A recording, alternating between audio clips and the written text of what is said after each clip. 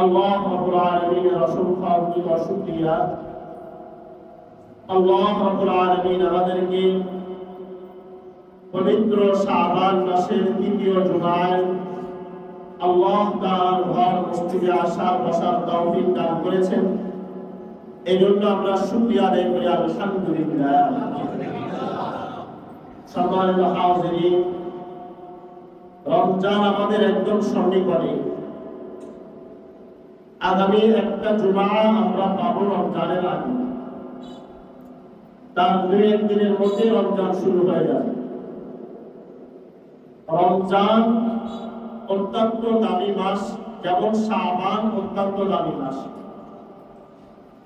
রমজানের প্রস্তুতিমূলক শাবানকে গুরুত্ব দেওয়া হয়েছে।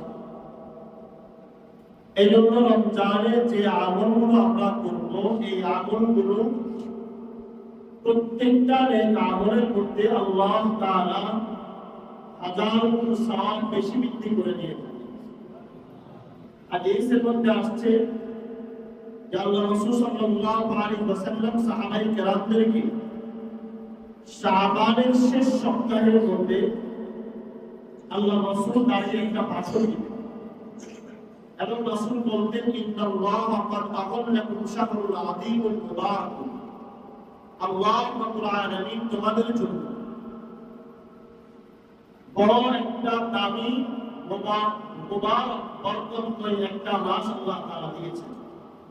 যে মাসে আল্লাহ তাআলা একটা রাত্র দিয়েছেন খায়রুম মিন আলফি শাহর। যে মাসের একটা রাত্র হাজার বছর ইবাদত করার চাইতে বেশি দাম। রাসূল আরো এই ভাষণের মধ্যে বলেন যে আল্লাহ তাআলা এই মাসে তোমাদের উপর রমজানের রোজা ফরজ করে দিয়েছেন আর রাতে ইবাদত নফল করে দিয়েছেন। এই মাসে একটা ফরজ আদায় করা অন্যান্য মাসে 70টা ফরজ আদায় করার সমতুল্য সওয়াব পাবে। রমজান মাসে একটা নফল ইবাদত করলে, নফল নামাজ পড়লে একটা ফরজ নামাজ পড়ার সমপরিমাণ সওয়াব পাওয়া। এই জন্য এই মাস অত্যন্ত বরকতময় মাস, অত্যন্ত দামি একটি মাস। এই হাদিসের আলোকে আমরা অনেক সময় বলে থাকি যে রমজানের প্রত্যেকটা কাজের সওয়াব 70 গুণ বেশি দেওয়া হয়।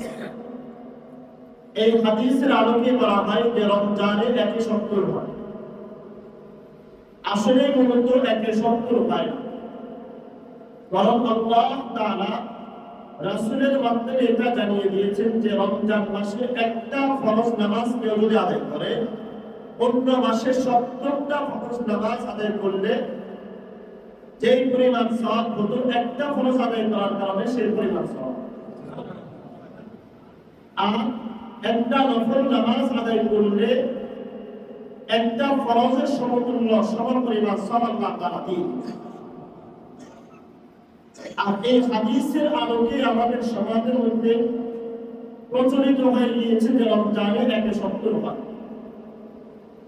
কিন্তু আমরা ইবনে মাজাহ শরীফের হাদিসের মধ্যে পাই নবী করিম সাল্লাল্লাহু আলাইহি ওয়াসাল্লাম বলেন, قال رسول الله صلى الله عليه وسلم كل عمل ابن آدم يضاعف له الحسنة إلى 10 أمثالها إلى 700 ضعف।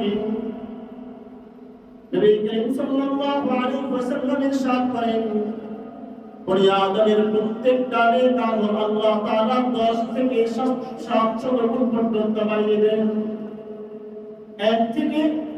10 থেকে একটা নেক আমল করলে 10 গুণ সওয়াব আল্লাহ তাআলা দিয়ে দেন। 10 থেকে নিয়ে 700 গুণ পর্যন্ত বৃদ্ধি পায়।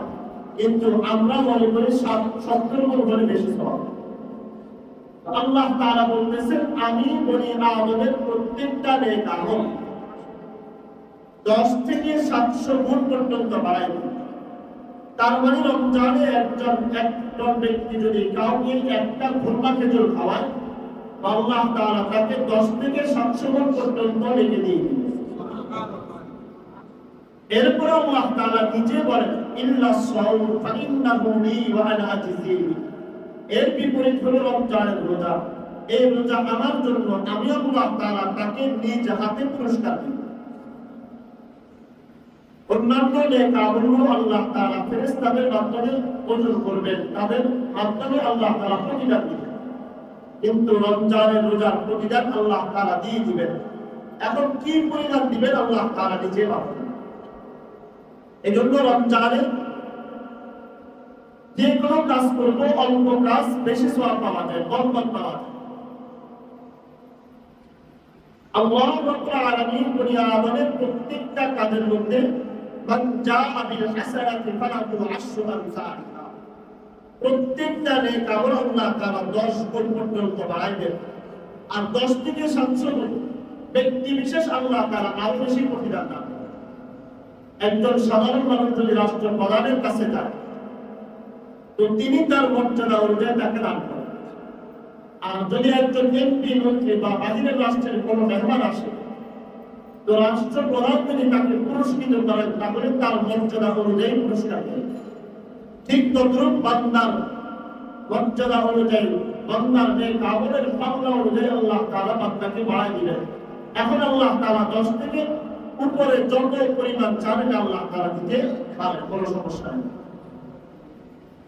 এই রমজান মাস হলো বরকতময় মাস। আল্লাহ রাসূল বলেছেন শাহরুল আযীমুল মুবারাক, এটা হলো বরকতময় মাস। এই মাসটা কেন বরকতময়? রমজানের কারণে আল্লাহ তাআলা বরকতময় করেছেন। আর আরো বেশি বরকতময় করেছেন শাহরুল রমাদান আল্লাযী উনজিলা ফীহিল কুরআন, এটা হলো কোরআন নাযিলের মাস। এইজন্য আল্লাহ তাআলা এই মাসকে বরকতময় করেছেন। লাইলাতুল কদরকে দামি বানিয়েছেন শুধুমাত্র কোরআন নাযিলের কারণে। এজন্য এই মাস অত্যন্ত বরকতের মাস। বরকত আসলে কাকে বলা? বরকতের শাব্দিক অর্থ হলো প্রাচুর্য, বৃদ্ধি পাওয়া। আর আমরা যেটা মনে করি বরকত মানে হলো অল্প জিনিস অনেক বেশি দেখা যাবে, এরকমটা নয়। যে জিনিসের যে পরিমাণ, ওটার মধ্যে আপনার প্রয়োজন পূরণ হয়ে যাওয়া, এটাই হলো বরকত। উদাহরণস্বরূপ, একটা কুকুরের বাচ্চা, সে প্রত্যেকবার জন্ম দেওয়ার সময় 4-5টা বাচ্চা জন্ম দেয়। আর একটা গরু তার বছরে একবার বাচ্চা জন্ম দেয়, তাও একটা মাত্র। প্রতি বছর কয়েক হাজার কুকুরের বাচ্চা আমরা জবাই করি। এর বিপরীত প্রতি রমজানে লক্ষ লক্ষ প্রাণী জবাই করা হয়। তারপরে দেখা যায় শহরের গলিতে গলিতে, গ্রামের গলিতে গলিতে কুকুরের বাচ্চার সমাগম বেশি, বকরির বাচ্চা আর গরুর বাচ্চার সমাগম কম। অথচ দেখা যায় যখন কুরবানির সময় আসে, তখন আমরা ওই বকরির মাধ্যমে, ওই গরুর মাধ্যমে, উটের মাধ্যমে সকলেই মোটামুটি কুরবানি করার সুযোগ হয়। এবং অনেক সময় অনেক প্রাণীগুলো থেকেও যায়। এটাই হলো বরকত। আপনার হায়াতের জিন্দেগিতে আপনি 60 বছর সময় পেয়েছেন, কিন্তু এই সময়গুলোকে গুরুত্ব দিয়ে কাজে লাগিয়েছেন, আল্লাহ তাআলা এই সময়ের মধ্যে বরকত দিয়েছেন। খাবার খাচ্ছেন, আপনার রিজিক, আল্লাহ তাআলা আপনাকে ধন সম্পদ দিয়েছেন, কিন্তু যে পরিমাণ সম্পদ দিয়েছেন এটা দিয়ে পরিবার সহ সকলে পরিতৃপ্ত হতে পারলাম, এটাই হলো বরকত। এজন্য বরকত মানে হলো দেখতে অনেক বেশি এরকম নয়, বরকত অনুভব করতে হয়। বরকত দেখা যায়, বরকত দেখতে অনেক বেশি দেখা যাবে এরকম নয়, বরকত অনুভব করতে হয়।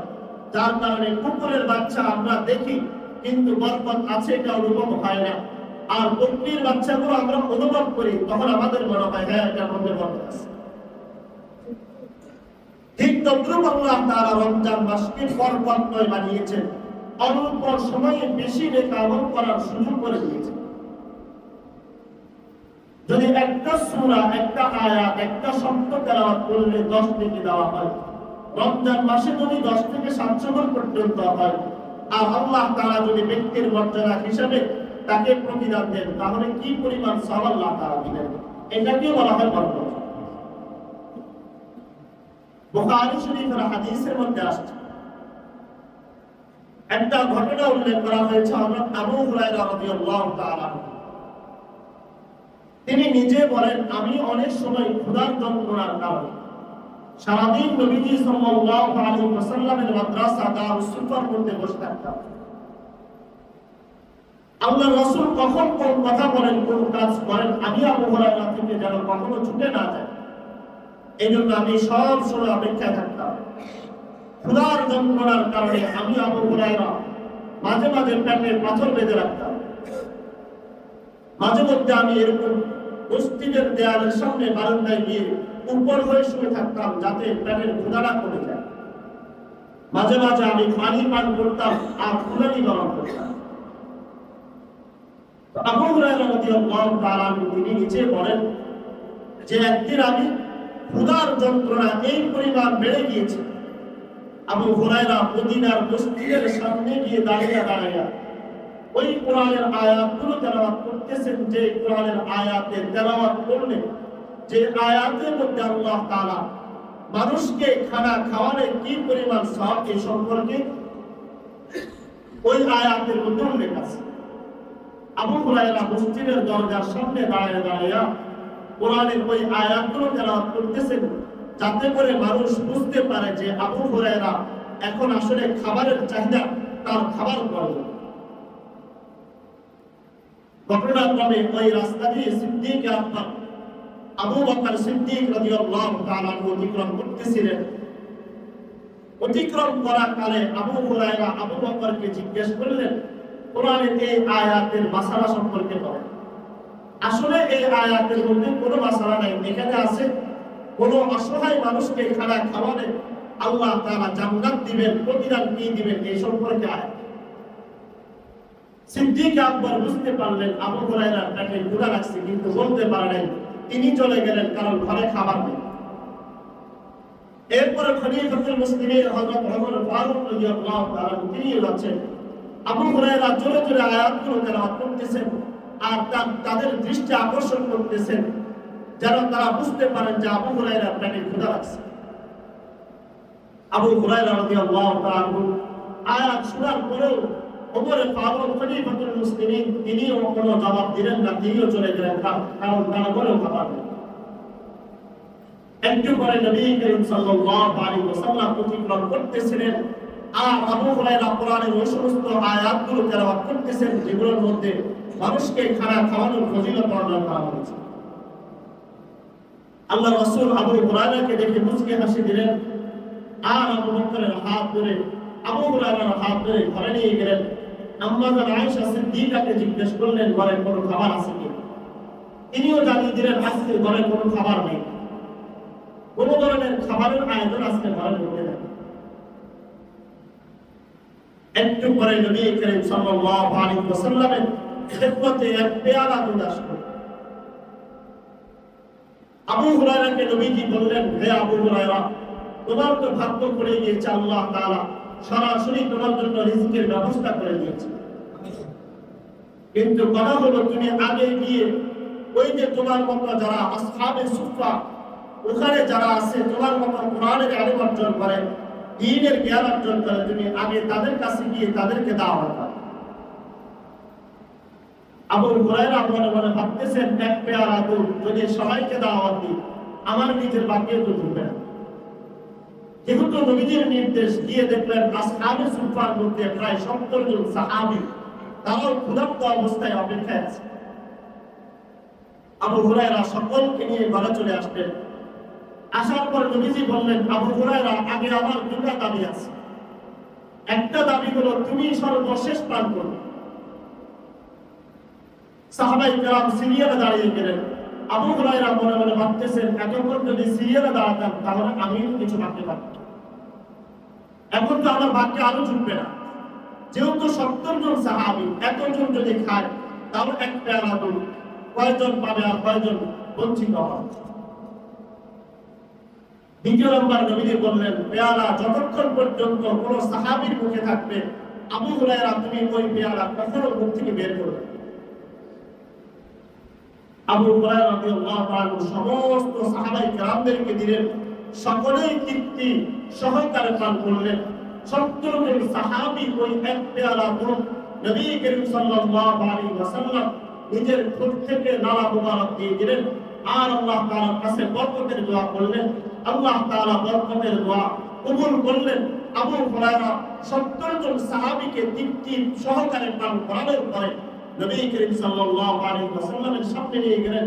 নবীজিকে বললেন, ইয়া রাসূলুল্লাহ, আপনি আর আমি বেঁচে আছি, আপনি আগে খান, আমি পরে। নবী করিম বললেন, নবীজি বললেন, আমি যদি আগে খাই বরকত শেষ হয়ে যাবে। আবু হুরায়রা, তুমি পান করো। আবু হুরায়রা তৃপ্তি সহকারে পান করলেন। আবার নবীজি বললেন, আবু হুরায়রা আরো পান করো। নবীজি বলার পরে আবু হুরায়রা আরো পান করলেন। তৃতীয়বার আবার বললেন, আবু হুরায়রা পান করো।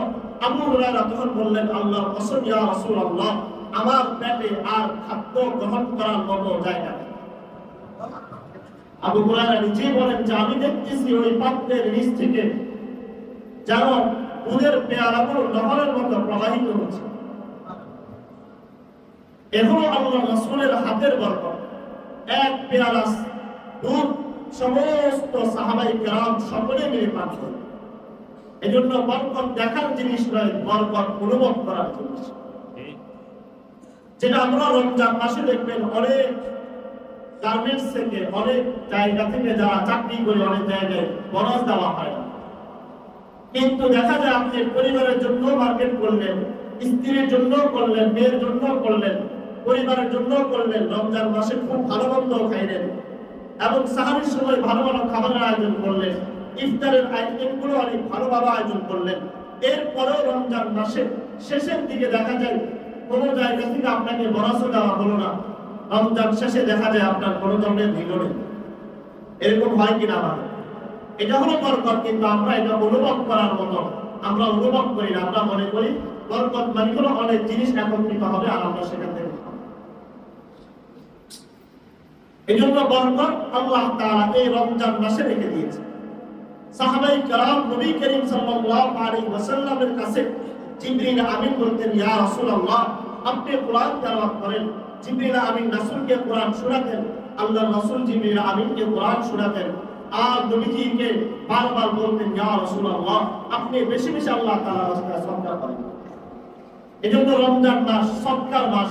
এই মাসের যে যত বেশি দান করবে, পরিবারের জন্য দান করা, আত্মীয় স্বজনদের জন্য দান করা, নিজের আহল আয়ালদের জন্য দান করা, অসহায় মানুষগুলোর জন্য ইফতারের ব্যবস্থা করে দাও। আল্লাহ তাআলা বরকত দিবেন, যেহেতু এই মাসকে বরকতের মাস বানিয়েছেন। মুসলিম শরীফের আরেকটা হাদিসের মধ্যে পাওয়া যায়, বুখারী শরীফের হাদিস, হযরত জাবির রাদিয়াল্লাহু তাআলা থেকে, যে যখন খন্দকের যুদ্ধে আল্লাহ রাসূল নিজে ওই খন্দক, ওই গর্তগুলো খনন করতেছেন, ও সাহাবায়ে কেরাম ক্ষুধার যন্ত্রণার কারণে নবী করিম সাল্লাল্লাহু আলাইহি ওয়াসাল্লামের কাছে গিয়ে বলল, ইয়া রাসূলুল্লাহ, ক্ষুধার যন্ত্রণা সহ্য হয় না। তারা জামা মুবারক উঠিয়ে দেখাই দিল, ইয়া রাসূলুল্লাহ, আমরা তো ক্ষুধার যন্ত্রণার কারণে পেটের মধ্যে পাথর বেঁধে রেখেছি। এমন সময় নবী করিম সাল্লাল্লাহু আলাইহি ওয়াসাল্লাম, যিনি দোজাহানের বাদশা, তিনি নিজে জামা মুবারক উঠিয়ে দেখাই দিলেন, হে আমার সাহাবীরা, তোমরা একটা পাথর বেঁধেছো, আমি তো ক্ষুধার যন্ত্রণার কারণে দুটা পাথর বেঁধে রেখেছি।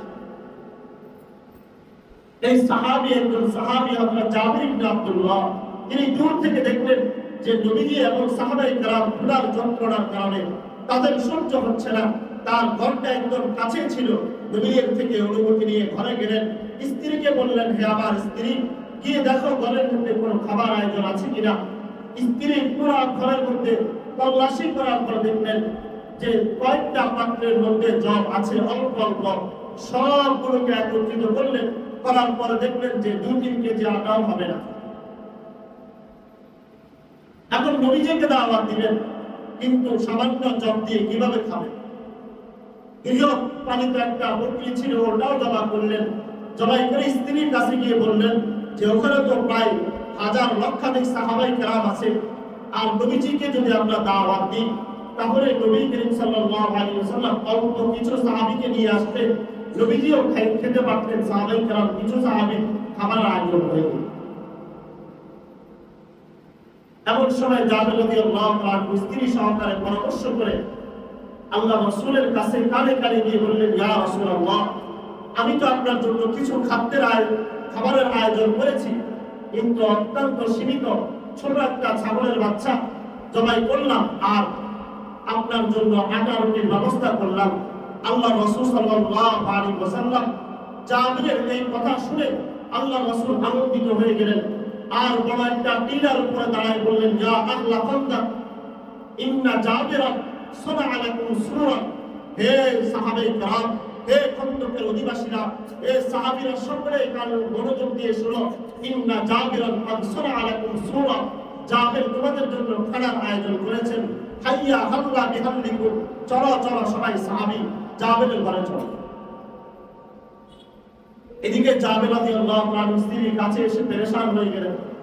স্ত্রীও নেককার ছিল, তিনি বুঝতে পারলেন যেহেতু নবী করিম সাল্লাল্লাহু আলাইহি ওয়াসাল্লাম দাওয়াত করেছেন, অবশ্যই আল্লাহ তাআলা এখানে বরকত রেখে দিয়েছেন।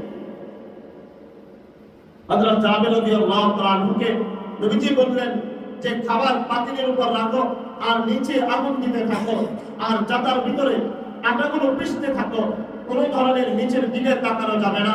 আল্লাহর রাসূল নিজের নালা মুবারক দিয়ে দিলেন আর বরকতের দোয়া করলেন। বুখারীর হাদিসের মধ্যে আসছে যে আল্লাহর রাসূলের সমস্ত সাহাবায়ে কেরাম সকলে ওই পাত্র থেকে আর ওই আটা দিয়ে পরিতৃপ্ত হয়ে নিজেদের খাবারের চাহিদা পূরণ করলেন।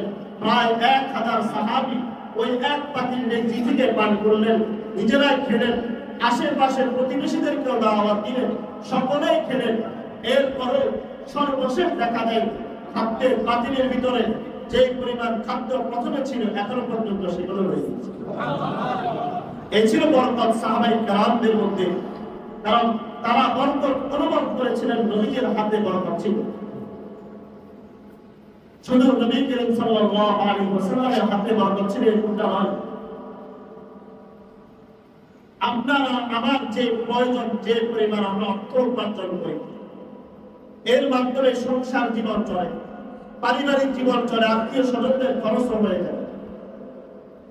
না হলে একজন মসজিদের ইমাম 8-10 হাজার টাকা বেতন দিয়ে সুন্দর জামাও পড়ে, পরিবারকেও চালাচ্ছে, সবাই কিভাবে চলতেছে। আর আমি আর আপনি চিন্তা করি যে ছেলেকে সুদের উপর টাকা দিয়ে সরকারি চাকরি নিয়ে দিতে হবে, ব্যাংকের মধ্যে চাকরি নিয়ে দিতে হবে, এত অল্প বেতনে কি সংসার চলবে না? তো আমাদেরকে বলে হুজুর আপনাদের টাকার মধ্যে বরকত আছে। তো যে আল্লাহ আমাদের টাকার মধ্যে বরকত দেয়, আপনার মধ্যে কেন বরকত দিবেন? এই জন্য বরকতের দোয়া করা। নবী করিম সাল্লাল্লাহু আলাইহি ওয়াসাল্লাম দোয়া শিখিয়ে দিয়েছেন, আল্লাহুম্মা গফিরলি যামবি, হে আল্লাহ আপনি আমাদের গুনাহগুলো ক্ষমা করে দেন। ওয়াসি'নি ফি দারি ওয়া বারিক লি ফি রিজকি, হে আল্লাহ আপনি আমার রিজিকের মধ্যে বরকত দেন। আজকে আমরা সম্পদ বাড়ানোর জন্য দোয়া করি, অথচ দরকার ছিল সম্পদ বাড়ানোর দোয়া না করে সম্পদের মধ্যে বরকতের দোয়া করা। আল্লাহ তাআলা শুধু সম্পদের মধ্যে বরকত দিয়েছেন এরকম নয়। কোরআনে কারীমের সূরা রূহের মধ্যে আল্লাহ তাআলা বলেন, ফাকুল তুস্তাগফিরু রাব্বাকুম ইন্নাহু কানা গফফারা ইউরসিলিস সামাআ আলাইকুম মিদরারা। মুসা আলাইহিস সালাতু ওয়াস সালাম তার জাতিকে উদ্দেশ্য করে বলেন, ইস্তাগফিরু রাব্বাকুম, তোমরা আল্লাহ তাআলার কাছে তওবা করে ইস্তিগফার করো। ইন্নাহু কানা গফফারা, নিশ্চয়ই আল্লাহ তাআলা তোমাদের গুনাহগুলো ক্ষমা করে দিবেন। ইউরসিলিস সামাআ আলাইকুম মিদরারা, আল্লাহ তাআলা তোমাদের জন্য আসমান থেকে পানি বর্ষণ করবেন। ওয়ায়ুমদিদুকুম বিআমওয়ালিন ওয়া বানিন, তোমাদের সম্পদ বাড়ায় দিবেন, ছেলেমেয়ে বাড়ায় দিবেন।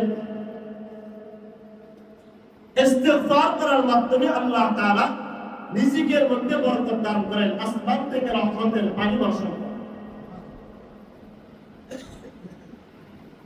মা বাবার খিদমতের মাধ্যমে আল্লাহ তাআলা বরকত দেন।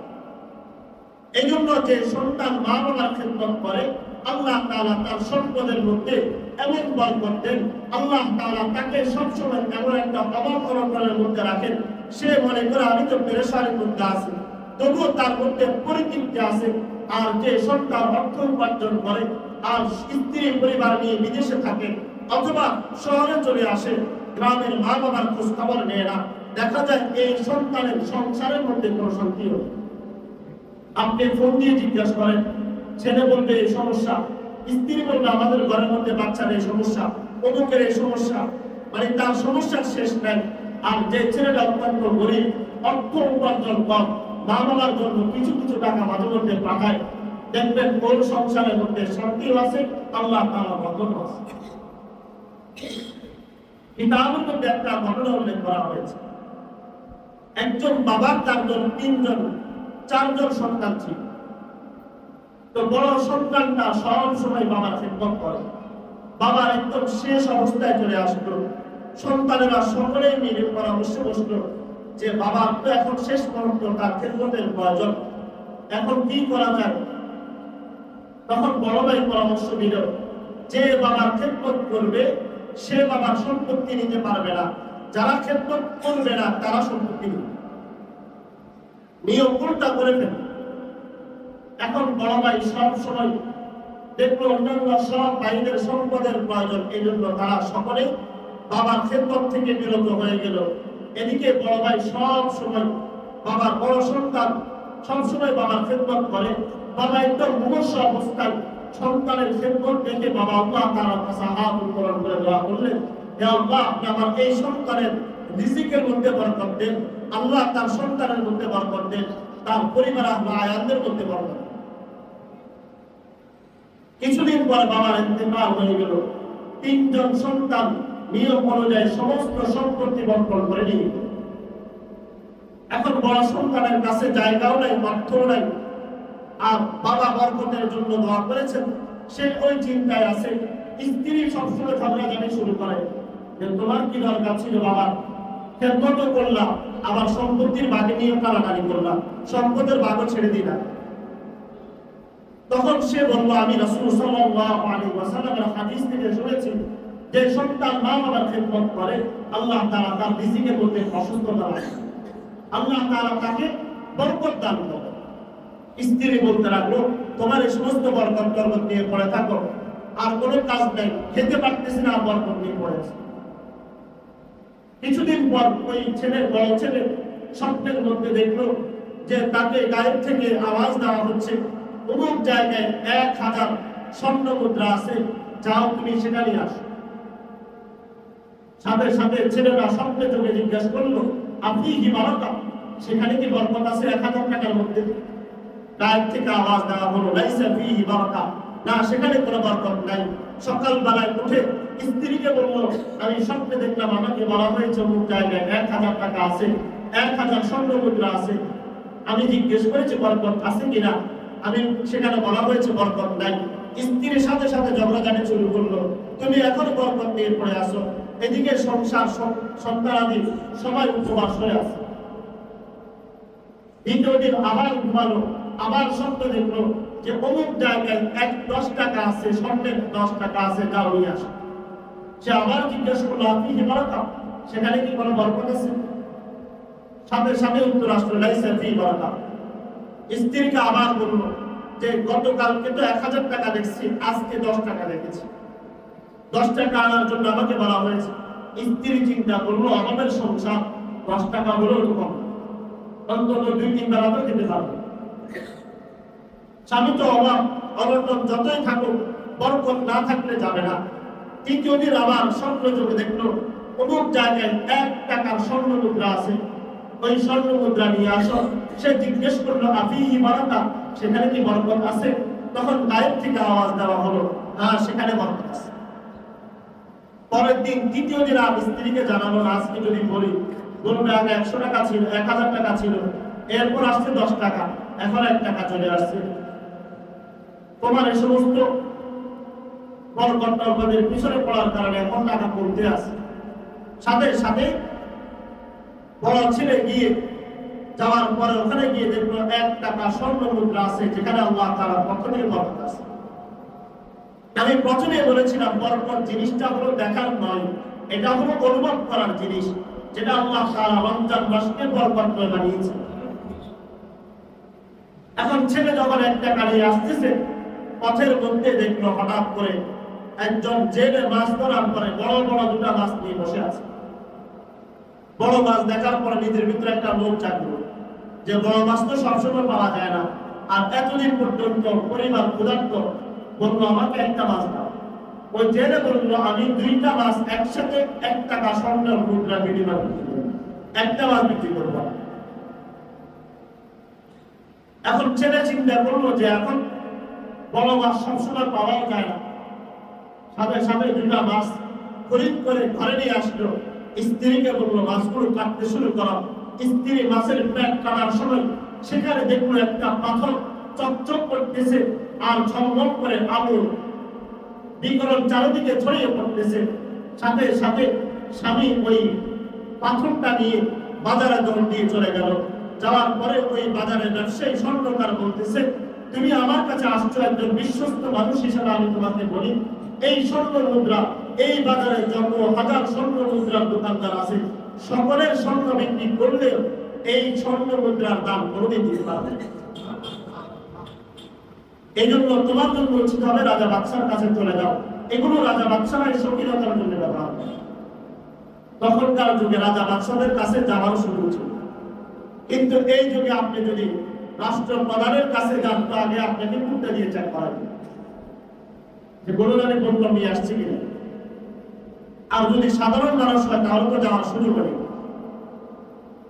তো বাদশার কাছে যাওয়ার পর বাদশা জিজ্ঞেস করুন, তার ওখানে স্বর্ণকার সমস্ত দোকানদারদেরকে একত্রিত করে জিজ্ঞেস করলো যে এই যে পাথরটা নিয়ে আসলো, তারা পরামর্শ দিল বাদশা এই লোক যত টাকাই বলে আপনি এটা নিয়ে নেন, যত টাকা দিয়ে কিনেন এটা আপনার জন্য কম হবে। এখন জিজ্ঞেস করলো তোমার স্বর্ণের দাম কত, তোমার এই পাথরটার দাম কত। তিনি বিচক্ষণ ছিলেন, তিনি বললেন বাদশা আপনি খুশি হয়ে যাবেন।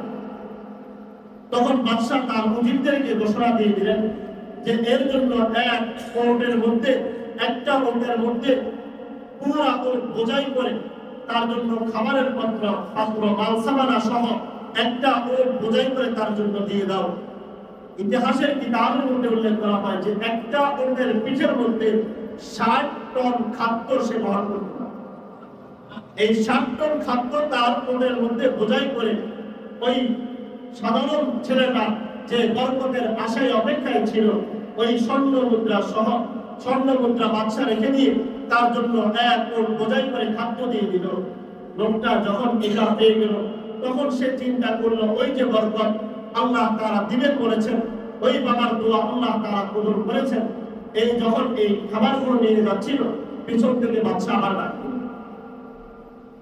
কারণ স্বর্ণকাররা বলে দিলেন বাদশা এই যে স্বর্ণটা দেখতেছেন, পাথরটা দেখতেছেন, এগুলো তো জবস পাথর, এগুলোর একাকি কখনো থাকে না, এগুলোর সাথে আরেকটা পাথর আছে, যদি একটা থাকে এটা নষ্ট হয়ে যাবে, আরেকটা পাথর এই লোকটার কাছে আছে।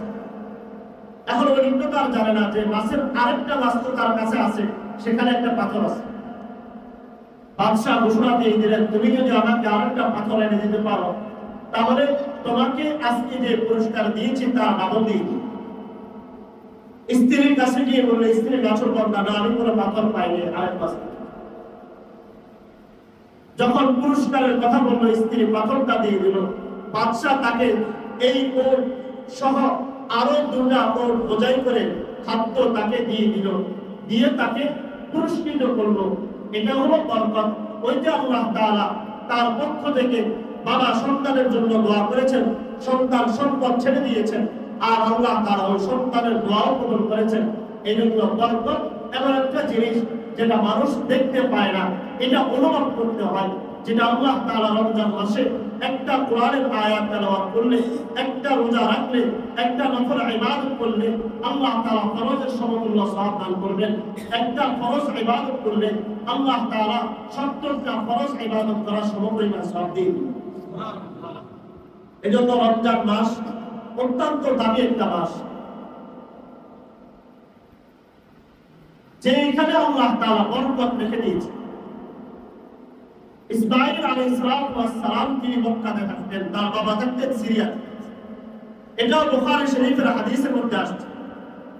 সাইয়্যিদুনা হযরত ইব্রাহিম আলাইহিস সালাম ওনার স্ত্রী হাজরা আলাইহিস সালাম ইসমাঈলের মা যখন ইন্তেকাল করলেন তো একদিন ইসমাঈলের ঘরের কাছে গেলেন, ইসমাঈলকে দেখতে গেলেন, গিয়ে দেখবেন ইসমাঈল ঘরের মধ্যে নেই। দরজার মধ্যে টোকা দিলেন, স্ত্রী দরজা খুললেন, জিজ্ঞাসা করলেন যে ইসমাঈল আছে কিনা, বলল না ইসমাঈল নেই। ওই বৃদ্ধ ব্যক্তিরা জিজ্ঞেস করলো, আচ্ছা তুমি বলো তোমার সংসার জীবন কেমন যাচ্ছে? স্ত্রী বলল, সংসারের মধ্যে অভাব অনটন, স্বামীর চাকরি বাকরি নাই, অর্থাৎ ইসমাইলের চাকরি বাকরি তেমন নাই, আমাদের সংসার অভাব অনটনের মধ্যে আছে। তখন ইব্রাহিম নবী ওই মহিলাকে উদ্দেশ্য করে বললেন, শোনো, আমার যে ইসমাইল আসছে তাকে আমার সালাম জানাবে, যে একজন বৃদ্ধ মুরব্বী তোমাকে সালাম জানিয়েছেন আর বলেছেন সে যেন তুমি যেন ঘরের চৌকাঠ পরিবর্তন করে নাও। ইসমাইল নবী আসার পরে জিজ্ঞেস করলেন, কেউ আসছে কিনা? বলবো, হ্যাঁ, একজন বৃদ্ধ ব্যক্তি আসছে, এসে তিনি আমাকে সংসারের কথা জিজ্ঞেস করেছেন, আমি বলেছি অবাক অনটন হতে যাচ্ছে। ইসমাইল জিজ্ঞেস করলেন স্ত্রীকে, আর কি বলেছেন? বলেছেন দরজার চৌকাঠটা পরিবর্তন করে নাও। ইসমাইল নবী বললেন, আমার বাবা তিনি ইব্রাহিম নবী, ইব্রাহিম খলিলুল্লাহ, তিনি এসেছেন আর তিনি আমাকে হুকুম দিয়েছেন তোমাকে তালাক দিয়ে দেওয়া। ইসমাইল নবী তালাক দিয়ে দিলেন স্ত্রীকে। এরপর আবার কিছুদিন পরে বৃদ্ধ ব্যক্তি আবার আসলেন, এসে আবার দরজার মধ্যে কড়া নাড়লেন। একজন মহিলা আওয়াজ দিল, জিজ্ঞেস করলো ইসমাইল নেই? বললো ইসমাইলটা এখন নাই। বললো ওনাকে সালাম জানাবে, তোমাদের সংসার কেমন যাচ্ছে? বললো আলহামদুলিল্লাহ, সংসার জীবন অনেক সুন্দর যাচ্ছে। এবং জিজ্ঞেস করলো তোমাদের প্রধান খাদ্য কি? তিনি বললেন আমাদের প্রধান খাদ্য হলো গোশত। আর তোমাদের প্রধান খাদ্য কি? পানীয় কি? তিনি বললেন আমরা পানি এবং গোশত খাই। তখন ইব্রাহিম নবী তার জন্য দোয়া করলেন, আল্লাহুম্মা বারিক লাহুম ফিল লাহমি ওয়াল মা, হে আল্লাহ তাদের এই গোশত এবং পানির মধ্যে বরকত দাও। বরকতের দোয়া করলেন আর যাওয়ার সময় ওসিয়ত করে দিয়ে গেলেন, ইসমাইল আসলে তাকে সালাম জানাবে আর তাকে বলবে তোমার ঘরের চৌকাঠটা ঠিক আছে, তাকে রেখে দাও। ইসমাইল নবী এসে জানতে পারলেন, বললেন ইনি আমার আব্বা আর তোমাকে তালাক না দেওয়ার জন্য বলেছেন। এজন্য ইব্রাহিম নবী ওনার সন্তানের জন্য যখন দোয়া করেছেন আল্লাহুম্মা বারিক লাহুম ফিল লাহমি ওয়াল মাই, এর জন্য কোন দেশের মানুষ কোনদিন গোশত এবং পানি এই দুটা খাদ্য একসাথে গ্রহণ করতে পারে না, কারণ গোশতের মধ্যে যে পরিমাণ ভিটামিন এটা মানুষ সহ্য করতে পারে না। একমাত্র মক্কা নগরীর জন্য ইব্রাহিম নবী দোয়া করেছিলেন, এই জন্য মক্কার মানুষের পক্ষেই শুধু সম্ভব গোশত এবং পানি এই দুটাকে নিজেদের প্রধান খাদ্য হিসেবে গ্রহণ করা। এতটুকু শুধু নয়, ইব্রাহিম নবী যখন কাবা শরীফ নির্মাণ করলেন তখন আল্লাহ তাআলার কাছে দোয়া করলেন, আল্লাহ আপনি এই মদিনা মক্কা শহরের মধ্যে বরকত দান করেন, এই তায়েফের মধ্যে বরকত দান করেন, যার কারণে পৃথিবীর মধ্যে সবচেয়ে বেশি ফল তৈরি হয় তায়েফের মধ্যে। এই জন্য বরকত এমন একটা জিনিস যেটা চোখে দেখার মতো হয়, এটা অনুভব করার মতো, যেটা আল্লাহ তাআলা আমাদের জন্য একমাত্র সর্বশেষ রমজান মাস আমাদের জন্য রেখেছেন। কোরআনে কারীমে আল্লাহ তাআলা বহু আয়াতের মধ্যে বলেছেন, ওয়ালাউ আন্না আহলাল কুরা আমানু ওয়াত্তাকাউ লাফাতাহনা আলাইহিম মিনাস সামাই বারাকা, আমি যদি চাইতাম ওই অধিবাসীরা যদি ঈমান আনতো আমি তাদের উপর বরকত নাযিল করতাম। ওয়া বারাকনা আলা ইসহাক ওয়া মিন যুররিয়্যাতিহিমা, হে আল্লাহ আপনি ইসহাকের মধ্যে বরকত দান করেন, তার জনগোষ্ঠীর উপর বরকত দান করেন, যার কারণে আল্লাহ তাআলা হযরত ইসহাক আলাইহিস সালামের ঔরসে প্রায় লক্ষাধিক আম্বিয়া কিরামদেরকে, একমাত্র ইসহাক আলাইহিস সালাম একজন নবী যার ঔরসের মাধ্যমে আল্লাহ তাআলা পৃথিবীর মধ্যে সবচেয়ে বেশি নবী প্রেরণ করেছেন। এজন্য রমজান মাস অত্যন্ত দামি একটা মাস। এই মাসের মধ্যে আমরা অন্তত রোজা শুরু হওয়ার আগে আমাদের পরিবার আত্মীয় স্বজন অনেকেই আছে, এদের জন্য আমরা সর্বোত্তম চেষ্টা করব, তাদের জন্য কিছু অর্থ পয়সা দিয়ে দিব, যাকাতের টাকাগুলো তাদেরকে দিয়ে দিব। আমাদের পরিবারের মধ্যে আমরা তাদের জন্য ইফতারের ব্যবস্থা করব। আজকে আমরা বড় বড় ইফতার পার্টি করি, আমরা নিজেদের এরকম মসজিদে বিভিন্ন জায়গায় বড় বড় অনুষ্ঠানগুলোতে আমরা টাকা দিই, অবশ্য আমার ভাই, আমার বোন, আমার স্ত্রী, আমার সংসারের অনেক মানুষ এমন আছে যারা ইফতার খেতে পারতেছে না, অনেক অসহায় মানুষ আছে, তাদেরকে আমরা দান করি। অবশ্য স্ত্রী এবং পরিবারের চাইতে আত্মীয় স্বজনদের হক অনেক বেশি। মসজিদে দেওয়া, মাহফিলে দেওয়া, বিভিন্ন অনুষ্ঠানের মধ্যে দেওয়ার চাইতেও আত্মীয় স্বজনদের পিছনে খরচ করা সওয়াব। এই জন্য আমরা রমজান মাসে আত্মীয় স্বজনদের জন্য একটু ভালো খানার ব্যবস্থা করে দিব। আল্লাহ তাআলা আমাদেরকে রমজান মাসে বেশি বেশি ইবাদত করে বরকত হাসিল করার তৌফিক দান করুন। ওয়া আখিরু দাওয়ানা আলহামদুলিল্লাহ।